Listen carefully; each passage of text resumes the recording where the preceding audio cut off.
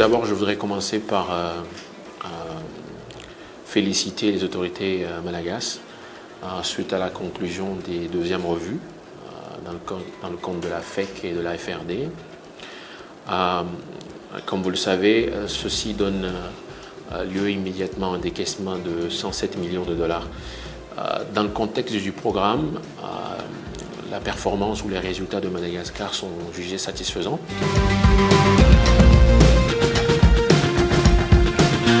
Donc, dans le cadre de cette revue spécifiquement, la plupart des repères structurels ont été satisfaits.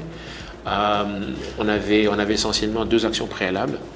Donc, on avait, comme vous le savez, à Madagascar, la loi sur la concurrence veut que l'administration des prix soit faite de façon semestrielle. Donc, on avait une première action préalable sur l'administration des prix des produits pétroliers et le décret de mise en œuvre qui l'accompagne. Et on avait une deuxième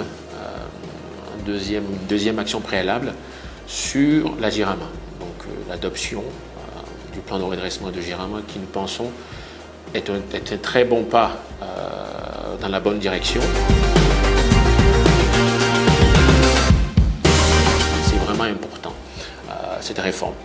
Alors, dans la mise en œuvre de cette action préalable, dans la mise en œuvre, dans la mise en place de ce plan de redressement, les autorités ont bénéficié d'un appui de la Banque mondiale. Donc, on a les experts sectoriels de la Banque mondiale qui ont appuyé ce plan en donnant des recommandations. Et nous espérons encore une fois que mettre en place ce plan rapidement va permettre de mettre la compagnie sur une trajectoire de soutenabilité ou de viabilité financière.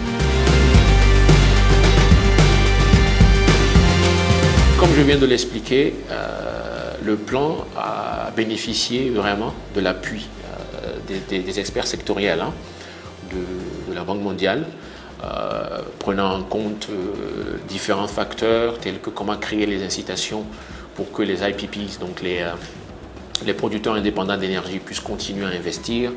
Donc, vous savez, les autorités ont pris des engagements dans le contexte du budget de 2025, d'investir un peu plus dans le solaire, donc d'appuyer un peu JIRAMA dans sa transition dans le mix énergétique pour pouvoir produire de l'énergie à un coût beaucoup plus raisonnable que là où il est maintenant.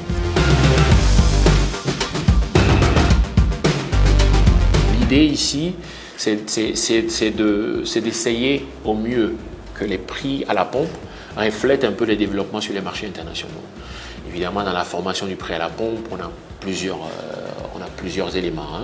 On a des éléments de taxation, on a le taux de change. Donc, tous ces éléments-là sont pris en compte.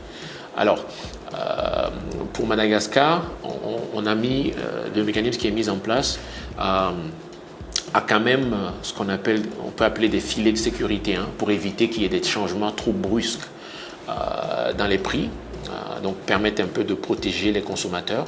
Donc on a mis des bornes de plus ou moins 200, donc plus ou moins 200 arrières par litre, et donc les changements ne vont pas dépasser ces mesures-là, et donc limiter les fluctuations qu'on peut avoir d'un mois à un autre.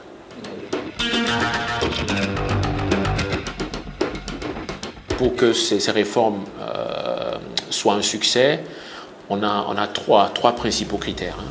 Le premier critère, c'est le mécanisme lui-même. Comment est-ce que le mécanisme lui-même il est designé, comment il est mis en place. Et donc, je viens de mettre en lumière en fait cette marge qu'on a. Deuxièmement, il y a la communication, donc l'explication de pourquoi est-ce qu'on fait la réforme, pour que les consommateurs commencent à comprendre un peu mieux le lien entre le développement sur les marchés internationaux et les prix à la pompe. Troisièmement, il y a les mécanismes de compensation. C'est ce à quoi vous faites allusion là en ce moment. Et pour les ménages vulnérables, notre compréhension, c'est que le pétrole lampant est beaucoup utilisé pour l'éclairage, surtout en milieu rural. Et donc, nous avons été rassurés de savoir que les autorités ont déployé en plus des kits solaires justement pour l'éclairage en combinaison avec des mécanismes de transfert monétaire avec l'appui de la Banque mondiale. Sur le plan de redressement de la Gérama, il va falloir rapidement avoir un plan de mise en œuvre qui, nous espérons aussi, va permettre de réduire la dépendance vis-à-vis du budget et créer un peu plus d'espace budgétaire.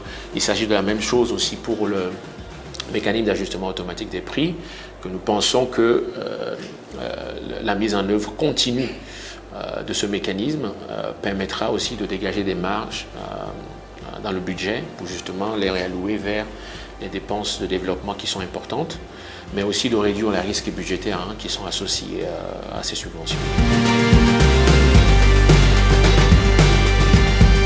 Mobiliser des recettes fiscales domestiques, c'est important. Mais en plus, on est dans un contexte où j'ai mentionné tout à l'heure, où on a un contexte extérieur qui renforce l'urgence de continuer à faire des efforts en matière de recettes fiscales.